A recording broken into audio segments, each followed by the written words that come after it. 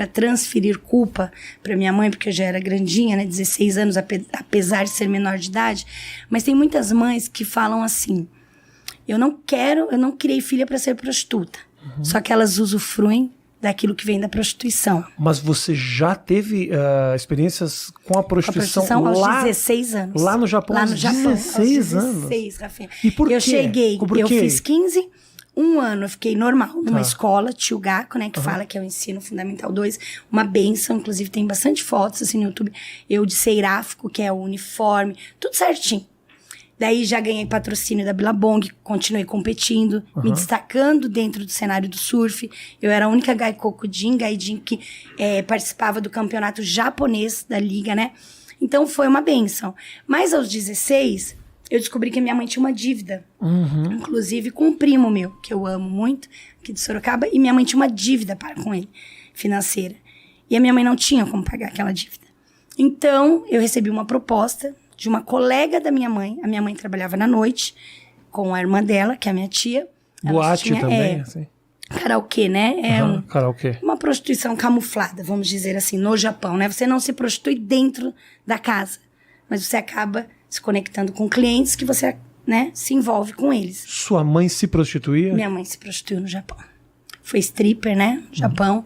Só que isso eu só vim saber lá no Japão. Tá. Então, quando a minha mãe foi embora, eu tinha 10 anos de idade. Até os 15 eu via, minha mãe dizia que ela trabalhava em uma fábrica de kimono. E eu acreditava. E quando eu cheguei no Japão, foi desesperador, porque minha mãe não queria que eu fosse. E quando eu chego no Japão, em Nagoya, minha mãe tentou ainda, por um tempo, esconder. Ah, entendi. Essa história que ela te contava, você morando aqui antes de você ir pra lá. Sim, eu nunca tinha ido. Eu trabalho com kimono e, na verdade, já trabalhava na noite. Na noite, né? Que é bem comum. Muitas brasileiras vão e trabalham como hostess. Hostess seria uma garçonete de luxo, né? Então, elas ganham realmente para limpar a mesa, para conversar com o cliente. Então, que fique bem claro, uma vez eu recebi uma crítica, você está falando que toda hostess se prostitui. Eu não conheci nenhuma que não tenha se prostituído, nenhuma. Agora, se existe, ok. Então, você vai pro Japão aos 15 anos de idade, aos 16 anos você descobre essa dívida. De $10 mil. Ah, de $10 mil, tanto dinheiro assim. É, mas que, para quem trabalha de dia numa fábrica, o salário na média, assim, o salário médio na época era de $2.500. Mas quando você vai pra noite, você ganha isso em 10 dias. Você consegue tirar $10 mil no mês na prostituição. Se envolvendo com clientes, né? Então, você trabalha nessas casas clube, que eles falam de karaokê, e você acaba conhecendo algum cliente que você vai se relacionar sexualmente e ele vai te dar aquilo que você pedir. O teu movimento para entrar na prostituição foi a dívida, é isso? Foi a dívida. E como foi a tua decidir entrar nisso? Foi assim, a minha tia tinha um clube e ela não deixava eu trabalhar lá, que fique bem claro isso. E a minha mãe muito menos. Minha mãe não queria me ver na noite, até porque eu era menor de idade, elas não queriam. Daí uma colega da minha mãe falou, Vivi, eu trabalho em um clube que eles pagam $17.150 das 8 à meia-noite só pra você ficar ali sentadinha. Daí eu falei, a minha mãe não vai deixar eu ir. Ela falou, não, mas vamos, eu converso com essa tia, que elas eram bem amigas, e eu fui. Eu já tinha completado 16 anos, inclusive eu tenho até uma foto, depois eu te mando do meu primeiro dia nesse clube. Eu mentia que tinha 19 e fui trabalhar nesse clube. Então, das 8 à meia-noite eu ficava ali.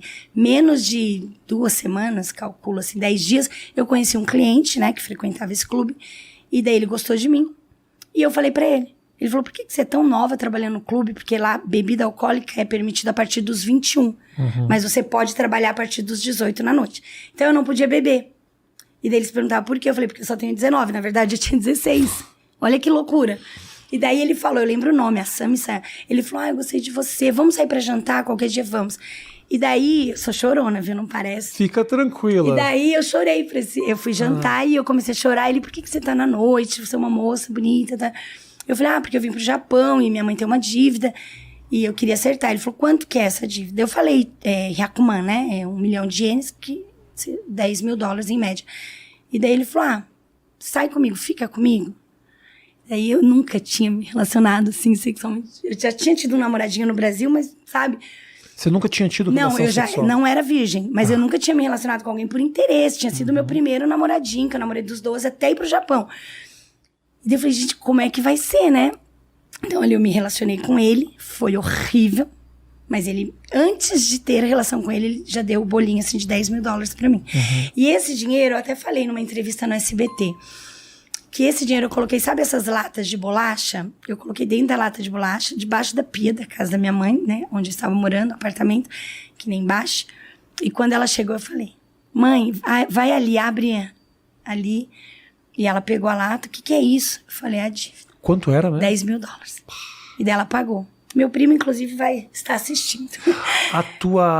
Quando você fala que foi horrível, você lembra do... Lembro. Eu lembro e hoje eu consigo falar.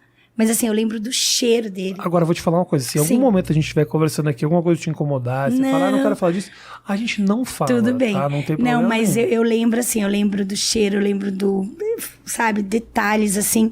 E que ele mesmo percebeu, né? Porque eu chorava. Depois que a gente teve relação, eu comecei a chorar, né? E ele falou pra mim, né? Ele falou, sai dessa vida. Ele falou, eu tenho 2 filhas, ele falou. E eu não gostaria que as minhas filhas vivessem o que você tá começando a viver.